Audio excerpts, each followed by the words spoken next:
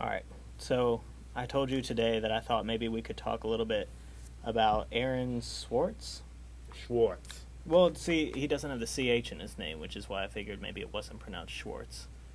But let's pronounce it Aaron Schwartz because that's going to be easier to remember. Schwartz. Yeah. Quick, for anybody who's watching, basically the idea behind this is that Aaron Schwartz, he was not a co-founder of Reddit.com, but his company was bought by Reddit. So he was there in the early days of that. He actually, when he was 14 years old, contributed to the RSS spec. So he's quite the geek, and from a very early age. He's in his 20s. 24. 24 years 10 old. years ago, he's contributing to RSS spec. Yeah. So, nuts. But anyway, at this point, he's working with a group called Demand Progress.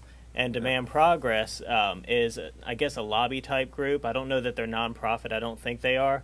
But anyway, basically what happened is he's been... Did he start Demand Progress? Yes. Yeah. Okay. He's the founder of Demand Progress. And he's been indicted by the feds on charges for... oh, gosh. I can... Yeah, let's listen to those. Charges are really interesting. Yeah. So well, what's interesting, I printed out two different articles, and one of them is the New York Times, and the other is the press release from Demand Progress. And the terminology is really different the way that they lay things out.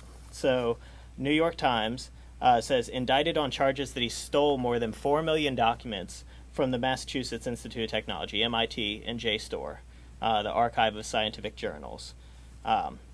He could face charges of 35 years in prison and a $1 million fine. Mm-hmm. So, I'd take the $1 million fine any day over 35 years. Yeah, well, I assume he has... Or both. Yeah, I assume he has some money. And the interesting thing is that he's actually a fellow at the Harvard Graduate School as a professor of ethics. Ha! Awesome. So I think his idea is that he's trying to make a point about the idea, the legality of taking a large number of documents from online. The feds are calling this stealing. They're outright saying that bits and bytes are no different than taking a crowbar to someone's house and stealing something, whether you use a piece of command line code or whether you use something else. That's right. Now, Demand Progress, their report says federal government indicts former Demand Progress executive director for downloading too many journal articles. So... Too many. They say 4 million is just too many. You're never going to read them. It's wasteful. The director, David Segal, says this makes no sense. It's like trying to put someone in jail for allegedly checking out too many books from the library. Which, it's interesting. Great. He was actually using the library at MIT, so they give guest users access to the databases. But what about this idea of like him breaking into a server closet that people had said? Like, is that true? Like, it is true. It is true. What he did was he purchased a laptop for the sole purpose of having that run scripts that would download mass amounts of articles. For a while, he was just doing it in the library, I think, and then he actually broke into the network closet, hooked the laptop directly to their network because he was having trouble bypassing the network authentication. So he would have to continually go in there, give himself a ghost name, and then, they would find out the MAC address, they'd block it, he'd spoof another MAC address. So he was clearly superseding all of the rules in place by MIT. By their network use policy. By their network use policy, and probably the terms of service for JSTOR, I'm sure have limits to, how many articles you can download, things like that. Sure. The question is... There have to be limits. Yeah, right. But the question is, a federal indictment, 30 years in prison, $1 million in charges for breaking terms of service. Yeah, well, it's interesting, and the only thing I could probably contribute at all to this conversation, if anything, is this. I don't know anything about terms of service and all that legal stuff, so I'm going to stay away from that. Network use policy and the breaking into the server room, well, that's kind of its own thing. I don't know if that's 30 years. Right. That's the other thing. Or felony charges. Yeah. I mean, that's a big thing, too, whether felony versus misdemeanor and things, what the level at which you take this. A felony charge can pretty much ruin you in terms of mass employment. I mean, for someone like him who's... He'll be fine. Probably. Well, he'll probably... this is going to be a cause celeb, too, right? Yeah. Like, there is going to be... It's already at that level. Mm-hmm. And he... it seems like the Attorney General, at least from the comments she made in the New York Times article, she's gunning for him. Yeah. Like, this is a high-profile case. Yeah. But one of the things that's interesting to me, and it reminds me of if I could bring this back to the open ed, because he's an academic, or at least part of the academic community. Right. He went on and tried to download like 4 million journal articles from JSTOR with the idea that he was going to put them online freely. Right. Which is stepping over a line, absolutely. Yeah. And it's absolutely challenging that. And if this is a kind of question of him stepping up and say, look, I think that this is so important that the world's research be out in the open that I'll go to prison over it. This is a kind of something that people had said we should do with downloading of music and video. But it's, if that's the case, he's smart, because you're not going to really feel bad for people who went and downloaded all the archive of iTunes, like Beatles or whatever they have, and said, look, I'm standing up for what's right. You're not going to get the same kind of compassion. But research that the actual researchers rarely, if ever, get paid for, and the only people who make the money are the journals, then you're in a very particular side. Are you hurting the researchers here? No. Are you hurting the journals? Well, maybe, but they're screwed anyway, given the new publishing model. So he's really making a point, and it's almost like we're coming up with all these charges, like he broke into a server closet, or he tried to download too many documents, or he worked. But the point, I think, maybe, and I don't know, is he's trying to basically say, it's absurd that all of the world's research is locked up behind these servers, and 4 million articles later, we still can't come up with it. And if you were to try and make it open and freely available, you'd be sentenced to prison. Yeah. And that's this whole kind of Thoreauian stand, possibly, of like, I find it, absurd that we're doing it, that our culture reinforces it. And that's how I like to look at it on the most ideal. Yeah. It's like he's kind of coming in, and finally one of those people is willing to step up and take a stand and say, let's bring this to court. Right. See where this goes. He'll be the fall guy if if it comes to that. And he probably could afford to be to some degree. Exactly. He could afford some legal representation, which we didn't see with the 8-bit one for the That's exactly what I was going to say. The whole bit with Andy Baio, where, he couldn't afford really to take that copyright claim to court. That's right. With the Kinda Blue album cover. So, and what's interesting with this, I actually read, was that JSTOR is okay with them. He returned all the documents to them. He said, I'm sorry that this was against your terms of service.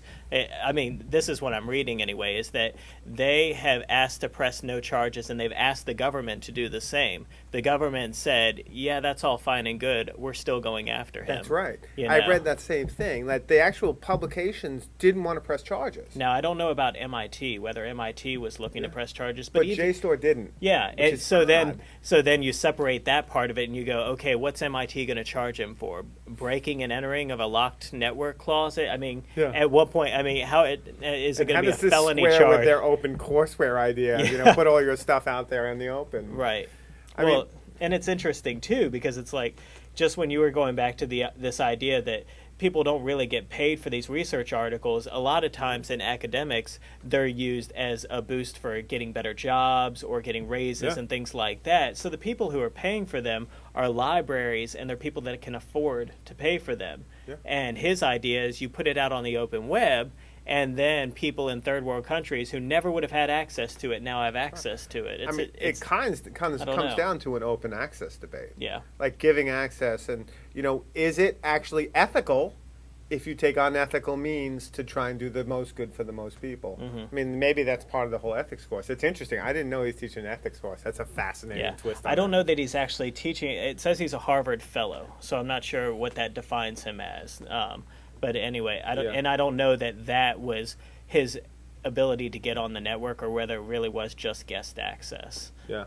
But they lay out a ton of charges, and the real question just comes down to, are breaking terms of service when a company puts out documents online and says this is how you're going to access them, but you're accessing them in a way that they've defined as okay. You're going through a library who has paid for these articles, and they're saying, well, you downloaded too many. That's right. That's not okay. You stepped over the line. I feel like it's probably somewhere in the middle. It's not quite Demand Progress, who says he's basically being charged with downloading too much. Well, that's all fine and dandy, except for the fact that, in terms of, like, when I use Spotify, okay, that's one thing to just use their service to play songs, but if I write scripts to where I can download the actual files from their website, or, and have those 4 several thousand per minute, The other argument that I thought was interesting, and I don't want to really go down that road too much, was this fact that in order for JSTOR to stop this from happening, they had to cut off MIT's access to their entire database of articles. So then it's not just Aaron Swartz that doesn't have access to those articles, but every other academic at MIT had no access to those articles. What would they do for a day? It was months that they didn't. 2 months they didn't have access to JSTOR because they were trying to pinpoint where the leak was coming from. So how long has he been doing this? I'm so not he really had a sure. computer in a server closet for maybe weeks or months trying to do this? It started last year, I think in September of last year, around, I think from November and December, they had it completely cut off at the university because they couldn't nail down what MAC address, where it was coming from. So then you get into the argument of, okay, well, all these other students, they were unable to do their research. If you were in a graduate program and you found out that this guy is the reason that you weren't able to complete your thesis on time because you didn't have access to those articles, because he was over there trying to, Well, he would turn around and say, is it worth it? If it were all open and online, we wouldn't have this issue, right? Sure. Of one company being able to basically say to a university, you can't access anything till we figure out what's going on. Right. Now, obviously, that's that's like the mafia, right? Right. Well, in the whole idea, in the long term, yeah, it's probably worth it, but in the short term, it really screws you as a person over. And for people who are trying to fight for these fair access things to get these journals to open up their or not the journals, but people like JSTOR to open up their databases of things, they feel like this is a setback for them. The reason they feel like it's a setback is because you take this young guy who broke into a network closet, hooked up a laptop, and pretty much did it, I guess you would say, nefariously. He was they are able then, at that point, the government can lump them in with, these young hackers. They basically do anonymous. This is why we have to keep these things closed. Well, notice that they had there was a big breaking story in Central Florida, the University of Central Florida, where the FBI and the government raided a dorm at Central Florida for one of the members, supposedly, of Anonymous. Right. So linking in him with Anonymous would be interesting. But what's so fascinating to me, and this is true of some Anonymous, whatever Anonymous is, but what's interesting about the Swartz case, in my mind, is he has absolutely nothing to gain unless you take it really cynically, like he just wants to be a kind of high-profile dude. Right. But like he got millions of journal articles. With the idea of putting them online, he's not going to make money off of it, at least directly from the journal articles. He's not like he was going into bank accounts. Yeah. Like he was just trying to make these journal articles, put them out. They're not directly hurting the authors of the article. Right. It is maybe hurting JSTOR, but JSTOR doesn't want to sue for damages. Right. They're good at this point. So what are we talking about here? It's like this weird case. And, if you're really cynical, you think, oh, he's just trying to get on the headlines and stuff. Well, no, the kid's taking a chance. Not a kid, he's 24, but he's taking a chance. 35 years, I don't care how much money you have or how tough you think you are. When someone says to you, and, America's great at this, everybody's in a prison, it seems, in America, but when America says to you, you got 35 years or $1 million fine, I'd be scared shit. Yeah. Because, this is a prison state. But I wondered if now the government is kind of going, oh, shit, like, we didn't expect him to become, this is a high-profile dude, and, he's got a lot of backers online. I wonder if they didn't expect this level of involvement to the point where it might backfire on them. Well, the district attorney, here's the Obama, right, appointed, the district attorney. Yeah. I have a feeling, and I think this is pretty established at this point, that the Democrats are in the hands of the lobbyists for entertainment, publishing, and all that stuff. So we'll see how it plays out. I don't know. Yeah. It's interesting, and I want to think maybe this person stood up, although, what could be less sexy than academic articles? Right. It's like, really? Yeah. I don't know. Well, here's hoping that it's a win for open web and a loss for, federal indictments over, ridiculous causes. Yeah, we'll see. Well, that was solid. Yeah. 15 minutes. DTLT. All right, DTLT today. We'll be back again tomorrow, as always. If we're not in prison. Right.